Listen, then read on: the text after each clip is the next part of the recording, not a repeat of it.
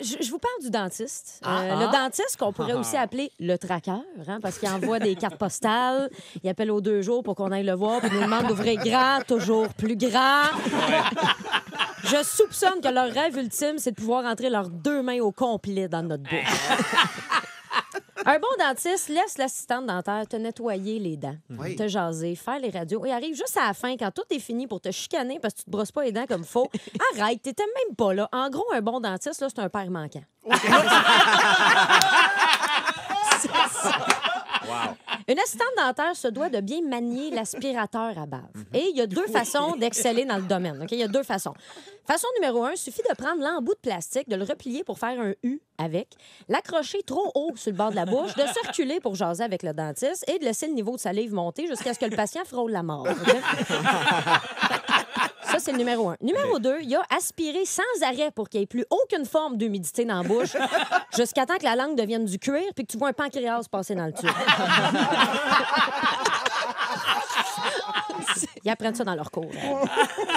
Un bon dentiste ou assistant dentaire se doit de vous faire sentir comme si vous étiez détenu dans un bunker par l'armée coréenne en vous bombardant de questions pendant que vous êtes couché sur une chaise électrique, une lumière dans les yeux à côté d'un chariot d'instruments pointus et affriolé d'une bavette de papier au cas où les électrochocs seraient trop forts. Ensuite, il vous pose la question la plus stressante dans une vie. Juste après, il y a quelque chose qui est tombé de votre poche, qui est tombé ses rails de métro. Est-ce que ce serait votre pénis? Tu veux pas te faire demander ça, c'est clair. C'est stressant, la question. Tu prends ton pouls immédiatement. Mais bref, la question juste après ça, c'est est-ce que tu te passes la soie dentaire? Tu sais, il la pose sur un ton ratoureux, sachant très bien que tu la passes pas tous les jours parce que sur ta bavette, tu as un grain de popcorn. Puis la dernière fois que tu étais allé au cinéma, c'était pour voir Terminator 2. Fait que là, tu dis non, je la passe pas. Puis là, ils disent OK, c'est correct. Puis ils te parlent bête le reste du rendez-vous.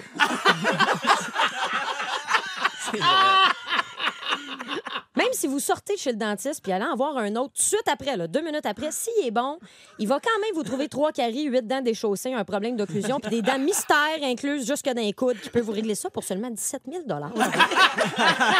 C'est pas cher. Une aubaine. Une aubaine. Mais un bon dentiste, par exemple, va toujours demander si le patient a des assurances avant de lui parler des traitements les plus chers. Si le patient n'a pas d'assurance, un bon dentiste a toujours une option plus modique, soit de lui donner une brosse à dents avec son nom dessus et de lui souhaiter bonne journée. Et bonne chance. Et bonne chance avec tout ça. Vos dents vont tomber dans la prochaine année. Souhaitant que la fée des dents est là pour vous budgéter un prochain rendez-vous. Et petit message en finissant, le dentifrice feu aux fruits, feu, OK?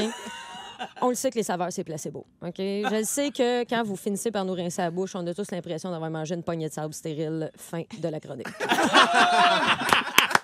Dans leurs dents. Oh!